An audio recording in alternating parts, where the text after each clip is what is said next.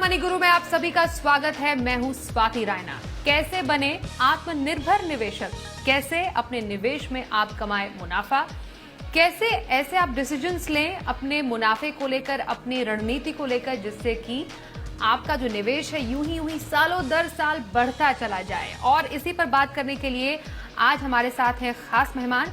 आज हमारे साथ है financial planner and advisers, full circle के financial planners and advisers, Kalpesh Ashar. Kalpesh, आपका बहुत स्वागत है आज हमारे मनी गुरु के इस एपिसोड में। तो आज के इस शो में हम क्या खास चर्चा करने जा रहे हैं, सबसे पहले उस पर एक नजर डाल लेते हैं। आज हम जानेंगे आत्मनिर्भर निवेशक कैसे बन सकते हैं, उसके मायने क्या हैं, अच्छा मुनाफा कमाने के लिए कैसी हो आपकी रणनीति, निवेश में जब हो जाए गलती तो कैसे करें अपना नुकसान कम, साथ ही म्यूचुअल फंड, एफडी या शेयर बाजार, सही चुनाव अपने निवेश के लिए कैसे किया जाए।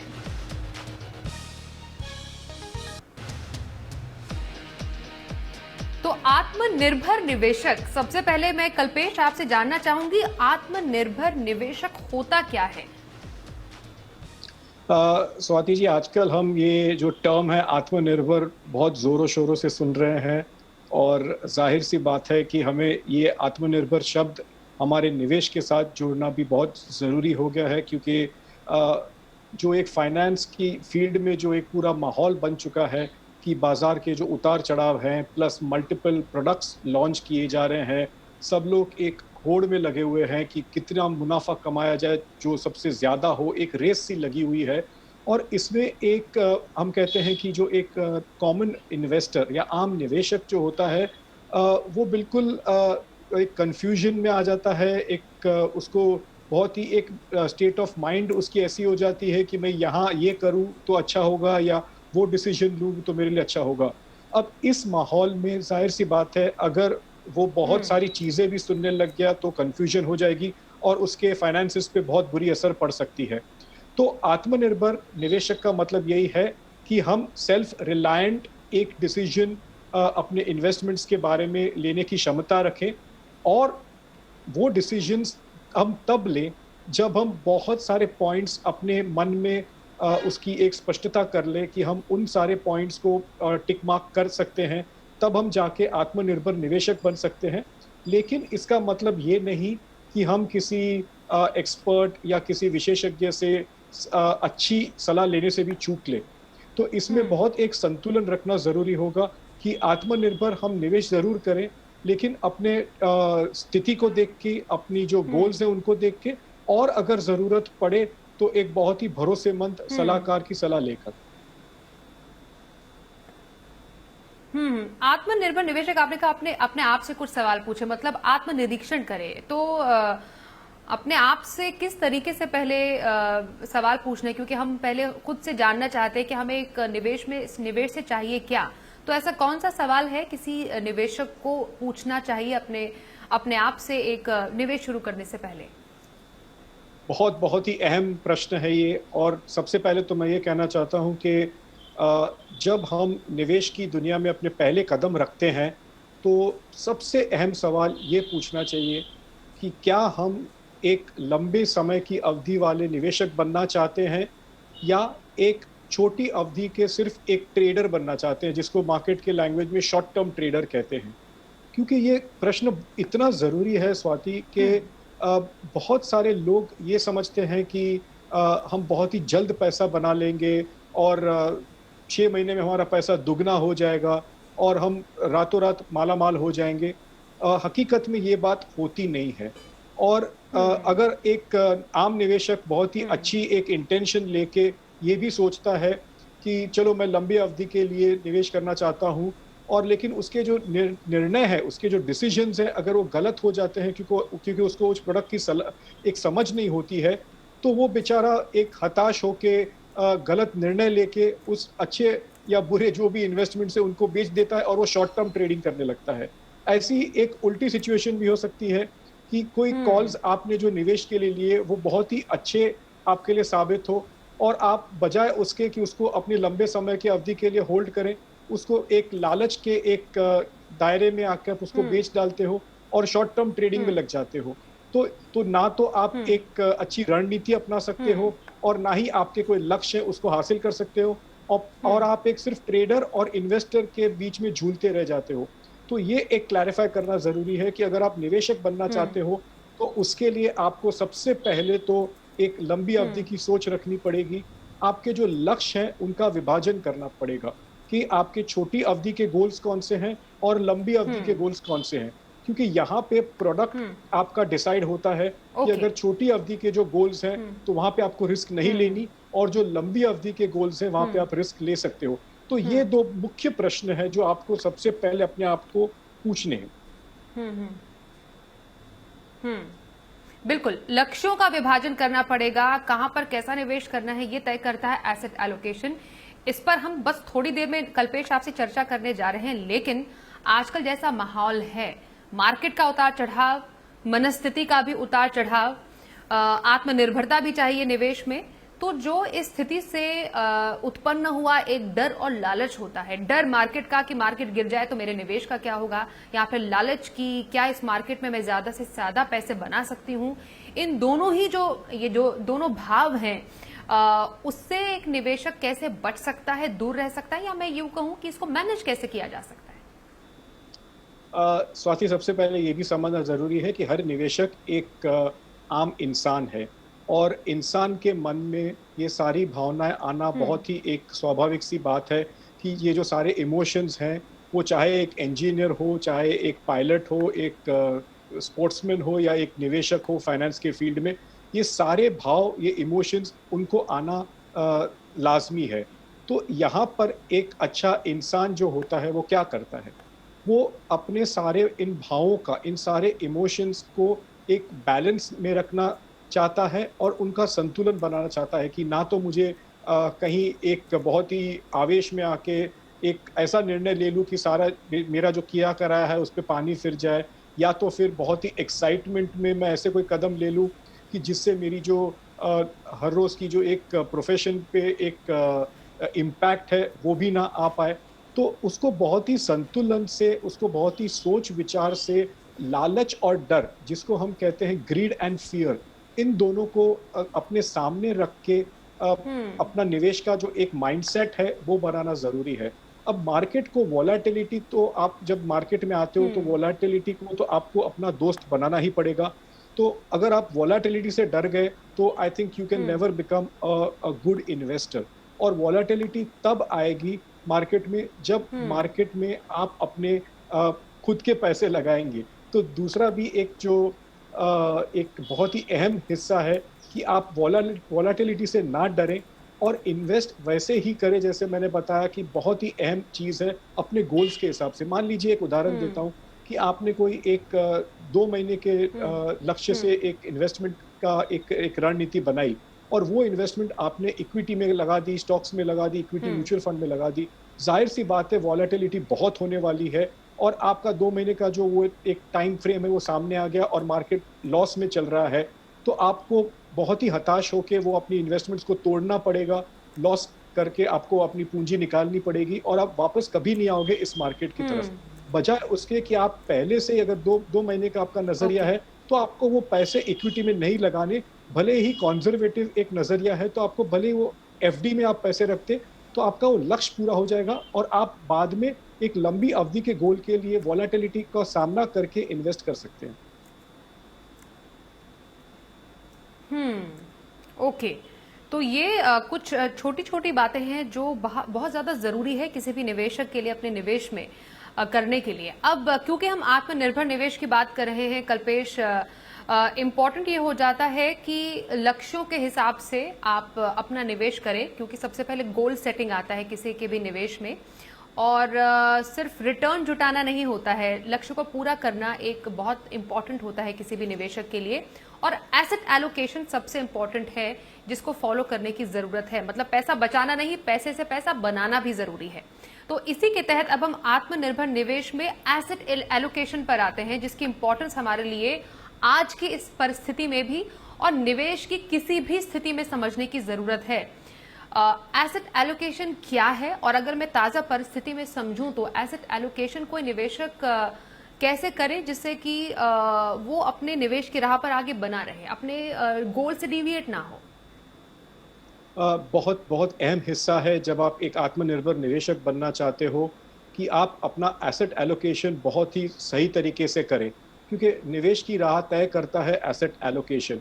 और आपके जो लक्ष्य और अवधि के हिसाब से आप अपना एसेट एलोकेशन चुन सकते हो।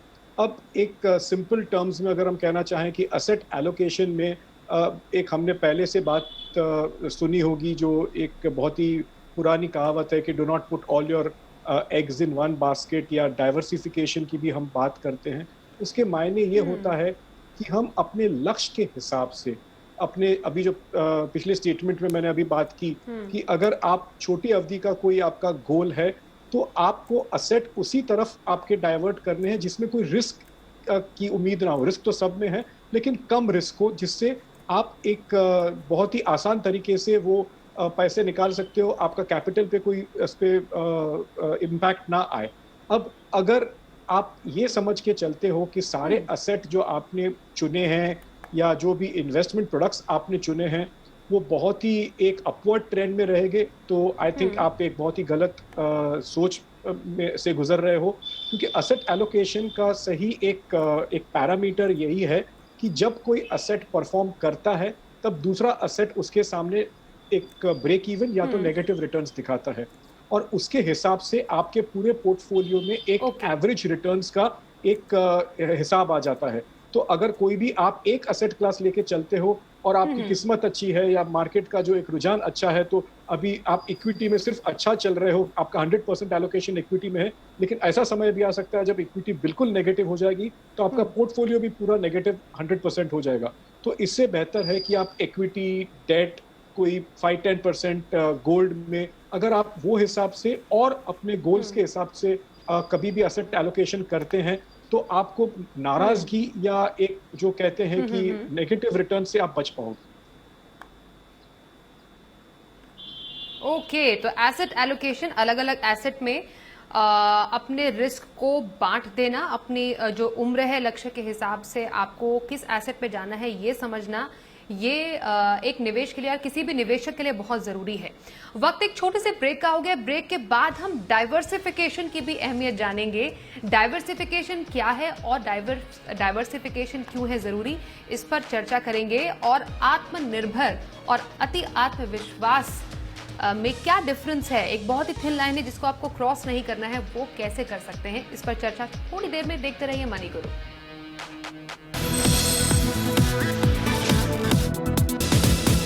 मनी गुरु में हम आज बात कर रहे हैं कैसे आप बन सकते हैं एक आत्मनिर्भर निवेशक। हमारे साथ हैं कल्पेश आशर। कल्पेश, एसेट एलोकेशन की अहमियत के बारे में हमने जाना कुछ देर पहले।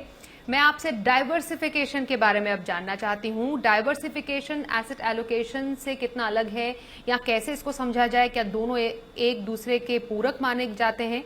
डाइवर्सिफिकेशन क्या है किसी निवेश में? निवेश में डाइवर्सिफिकेशन की जो भूमिका है वो बहुत अहम है। जब असेट क्लास की हम बात करते हैं, तो इक्विटी, डेट, ये सब हो गया, और गोल्ड हो गया या किसी का रियल एस्टेट हो गया, तो वो सारे अलग-अलग असेट्स गिने जाते हैं। डाइवर्सिफिकेशन, जैसे आपने बिल्कुल सही कहा कि डाइवर्सिफिकेशन और एसेट एलोकेशन में बहुत ही एक थिन लाइन है। और डाइवर्सिफिकेशन अगर मैं समझाना चाहूँ तो वो ये है कि अगर हम इक्विटी में भी इन्वेस्ट करते हैं, तो वहाँ पर भी हम ये करते हैं कि कभी लार्ज कैप्स, कभी मल्टी कैप, कभी मिड कैप, उसमें भी अपनी जो इन्वेस्टमेंट्स है अक्रॉस द मार्केट उसको डाइवर्सिफाई करते हैं, कि हमारी जो एक रिस्क है, जो जोखिम है, वो कॉन्सेंट्रेट ना हो जाए किसी एक इन्वेस्टमेंट प्रोडक्ट या इन्वेस्टमेंट कैटेगरी या इन्वेस्टमेंट सेक्टर की तरफ। और डाइवर्सिफिकेशन से भी ये फ़ायदा होता है कि वही जो मैंने अभी बताया कि सब कुछ एक लीनियर पैटर्न में नहीं चलता, उतार-चढ़ाव तो होने ही वाले हैं। और जैसे प्रोग्राम की शुरुआत में हम लोग ने बताया कि जो एक मेंटल मेकअप है, जो अपनी एक सोच है, उसको बहुत ही स्ट्रॉन्ग करना ज़रूरी है कि हम इस निवेश के क्षेत्र में आए हैं, तो हमें वोलेटिलिटी का सामना करना पड़ेगा, और इस वोलेटिलिटी को काउंटर करने के लिए, उसका सामना करने के लिए डाइवर्सिफिकेशन आपका बहुत बहुत बहुत बड़ा हम्म। एक उसमें सहयोग करेगा।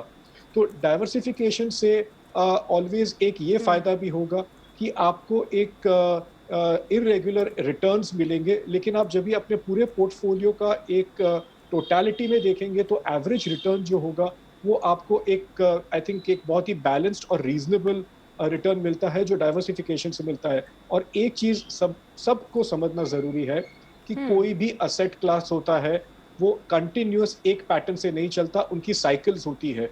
तो उसके लिए अगर हम डाइवर्सिफाई नहीं हम्म। करते तो ओके। हमको बहुत ही एक बड़ा रिस्क अपने सर पे हम लेके घूम रहे हैं। डाइवर्सिफिकेशन लाई कैसे जाए किसी पोर्टफोलियो में? कल्पेश, मैं थोड़े एग्जाम्पल से आपसे समझना चाहूंगी। अगर मानिए किसी को इक्विटी रखना है तो कितना इक्विटी रखना है, किसी को डेट रखना है तो कितना डेट रखना है, या किसी को अगर गोल्ड भी रखना है तो कितना गोल्ड रखना है, और बाकी तमाम कैटेगरीज हैं। तो इसका थंब रूल क्या है, या इसको एक निवेशक कैसे समझे? मानिए एक नया निवेशक है जो अभी निवेश करने की शुरुआत करने जा रहा है, वो कैसे समझे? या कोई अगर अपने गोल के करीब है तो उसको डाइवर्सिफिकेशन कैसे समझना चाहिए? बहुत अच्छा सवाल है ये। और अगर हम सिर्फ एक, जैसे पर्सनल फाइनेंस में जो वर्ड पर्सनल है, उसका मतलब यही है कि हर एक की स्थिति अपनी अपनी अलग होती है। लेकिन अगर सिर्फ हम एक समझाने के माध्यम से बात करें हम्म। तो ये कहना चाहता हूँ कि मान लीजिए कि किसी एक व्यक्ति की उम्र आज की तारीख में 35 साल की है, तो उसके लिए आइडियल एक असेट एलोकेशन ये होगा, क्योंकि वो अपने एक अर्निंग फेज में है, वो अपनी करियर के अच्छे फेज में चल रहा है, उसके पास और 20 से 25 साल है अपने रिटायरमेंट के पहले, हम्म। जहां से वो अच्छी रकम जुटा सकता है अपने रिटायरमेंट के लिए, जोखिम ले सकता है, उसकी दूसरी जो जिम्मेदारियां हैं हम्म। उसको पूरी कर सकता है। तो उस व्यक्ति को अराउंड आज की तारीख में 60% उसका जो एलोकेशन है वो इक्विटी में डाल सकता है। बाकी का जो अराउंड 25 to 30% है वो डेट में डाल सकता है, फिक्स्ड इनकम प्रोडक्ट्स में। अराउंड 5 to 10% वो गोल्ड में इन्वेस्ट कर सकता है एज अ हेज और as a different asset class. और आजकल तो हम लोग देख रहे हैं कि जो माहौल चल रहा है उसमें गोल्ड सबको आउट परफॉर्म कर रहा है। तो हम्म। गोल्ड की यही खासियत है कि जब इन्फ्लेशन को वो हम्म। मात दे सकता है या तो बुरे समय में आपका साथी बन सकता है। तो 60, 30 और 10, मतलब 60 इक्विटी, 30 डेट में और 10% गोल्ड में वो अपना निवेश डाइवर्सिफाई कर सकते हैं। और जो एक दूसरा प्रश्न आपने पूछा वो समझने वाली बात है। जब हम हम्म। अपने गोल के करीब पहुंचते हैं तो जितनी भी हम लोग ने लंबे समय के अवधि के लिए जो एक हम्म। मेहनत की है, जो पेशेंस रखी है, तो उस पेशेंस को जब हमको अपने समक्ष लाना हम्म। होता है, अपने गोल को पूरा करना होता है, तो उस समय हमें तकरीबन मान लीजिए कि हमने 20 साल हम्म। इंतजार किया है एक गोल के लिए, तो 18 साल के निवेश के बाद आखिर के जो 2 साल होते हैं वहां पे हमें उस जोखिम को कम करने के लिए इक्विटी में से हम्म। पैसे हटाकर बहुत ही सिक्योर इन्वेस्टमेंट्स में, हम्म। यानी कि डेट या तो इवन एफडीज, उसमें डाइवर्ट करके अपने जो हम्म। पूंजी है, अपना जो गोल है, उसे हम्म। सुरक्षित करना जरूरी है। ओके। तो बेसिकली जब लक्ष्य के करीब आए तो इक्विटी से आप डेट में शिफ्ट कीजिए, और बहुत सारे इसके रूल्स हैं। आपकी उम्र के हिसाब से कितना दूर आपका लक्ष्य, उस हिसाब से आपका डाइवर्सिफिकेशन डिपेंड करता है। और एसेट एलोकेशन डाइवर्सिफिकेशन को एक तरह से और एक नज़र से देखने की ज़रूरत है किसी भी पोर्टफोलियो के लिए। अब ये काफ़ी इंपॉर्टेंट बात है कल्पेश समझना, कि अब हम निवेश में तो ये समझ गए कि हम आत्मनिर्भर है। आत्मनिर्भर होने का मतलब क्या ये होता है कि हम खुद से सारे वित्तीय फैसले ले रहे हैं और हमें किसी एडवाइजर की अब जरूरत नहीं है? मतलब हम इतने ज्यादा अति आत्मविश्वास से भर जाते हैं, मतलब ओवर कॉन्फिडेंट हो जाते हैं कि हमें लगता है कि सारे फैसले अब हम खुद ले सकते हैं। क्या ये एक नए निवेशक के लिए सही है? दूसरा, जो निवेशक कहते हैं ना प्रो भी हो चुका है, क्या उसके लिए भी कभी आगे जाके किसी प्रोफेशनल हेल्प की जरूरत नहीं पड़ेगी? बहुत ही एक पेचीदा सवाल है। और जैसे हम कहते हैं कि मानसिक एक विडंबना हो जाती है किसके लिए, कि मान लीजिए कोई एक व्यक्ति, चाहे वो इंजीनियर हो, लॉयर हो, वो अच्छा आत्मनिर्भर निवेशक बन जाता है, लेकिन उसका जो मुख्य कार्य होता है, उसका जो मेन प्रोफेशन होता है, वो उससे तो परे नहीं हो सकता। कि वो एक लॉयर है तो अपनी प्रैक्टिस छोड़ के वो फाइनेंशियल फुल टाइम इन्वेस्टर तो नहीं बनता, वो अपनी प्रैक्टिस तो चालू रखता है जहां से उसकी रोजी रोटी आ रही है। तो उसका जो फोकस मेन है वो अपने प्रोफेशन के ऊपर ही है। हम्म। लेकिन आप जब भी एक चीज को समझते हैं, और जैसे हर एक चीज का जो एक अल्टीमेट एंडिंग होता है अपने पैसों से होता है, फाइनेंस से होता है, तो फाइनेंशियल अवेयरनेस होना तो बहुत जरूरी है। उसके लिए हम आत्मनिर्भरता की बात कर रहे हैं कि चाहे आप कोई भी एक व्यवसाय में हो, आपको आत्मनिर्भर एक निवेश का जो एक एटीट्यूड है वो जानना जरूरी है। तो उस चीज का आप एक एक चयन कर लें, कि आपको चॉइस करनी पड़ेगी कि आप जितने भी कॉन्फिडेंट एक इन्वेस्टर हो, आपको फाइनेंस समझ में आता है, लेकिन एक फाइनेंशियल एडवाइजर के लिए तो ये उसकी हर रोज की प्रैक्टिस है, तो वो थोड़ा आपसे ज्यादा ही कुछ जानता है, और वो जब भी एक व्यू देता है, एक अनबायस्ड व्यू देता है, वो आपके फायदे में होता है, क्योंकि उसको सारी परिस्थिति का एक जायजा होता है कि आपके लिए कौन सी चीज अच्छी है। शायद आप कोई चीज पॉइंट भूल जाए, तो वो आप उसे क्लैरिफाई कर सकते हो, शायद कोई पॉइंट आप चूक जाए, वो भी चीज उनको पता होती है। तो ऑलवेज आप जितना ही कॉन्फिडेंट या एक एफिशिएंट इन्वेस्टर भले ही हो जाए, लेकिन आपको एक एडवाइसर, और वो भी एक अनबायस्ड अच्छे एडवाइसर या सलाहकार की ऑलवेज एक जरूरत तो पड़ेगी और रखनी भी चाहिए। और दूसरी बात एक कहना चाहता हूँ कि आज के दौर में स्वाति, कि आप टेक्नोलॉजी को अपना दोस्त बना लीजिए, क्योंकि जितना आप टेक ओरिएंटेड होंगे, सारी चीजें आजकल डिजिटल हो रही हैं, तो आपकी निर्भरता, आत्मनिर्भरता में टेक्नोलॉजी आपका बहुत साथ देगी। और हर एक व्यक्ति को मैं कहना चाहता हूँ कि आप जितना भी एक एटीट्यूड फाइनेंस की ओर रखेंगे, उसके लिए आपको खुद ही अच्छे न्यूज़पेपर्स में आर्टिकल्स पढ़ने होंगे, या एक अच्छा रुझान रखना होगा कि एसबीआई आरबीआई की पॉलिसीज क्या है, सेबी का रोल क्या है, अपने आप तो को आपको ये सब चीजें जागरूक जानना रखने की जरूरत है, जैसा आप कल्पेश बता रहे हैं। बिल्कुल, वाकई टेक्नोलॉजी से दोस्ती कीजिए, टेक्नोलॉजी बिल्कुल समय के साथ आगे बढ़िए, और जहां जहां पर आपको फाइनेंशियल नॉलेज मिलती है, ना सिर्फ हमारे शो के माध्यम से, बल्कि तमाम ऐसे वेबसाइट्स हैं या मैगजीन्स हैं, वो आप जरूर पढ़िए। एक आत्मनिर्भर निवेशक की तरफ बढ़ते हुए ये काफी ज्यादा अच्छे कदम हैं। बहुत शुक्रिया कल्पेश, हमारे साथ आज इस एपिसोड में शामिल होने के लिए, और निवेश में आत्मनिर्भर कैसे बना जा सकता है, इस पर चर्चा करने के लिए। तो मनी गुरु में आज के लिए बस इतना ही। वक्त एक छोटे से ब्रेक का हो गया है, लेकिन खबरों का सिलसिला आगे भी जारी रहेगा। बने रहिए हमारे साथ, देखते रहिए जी बिजनेस।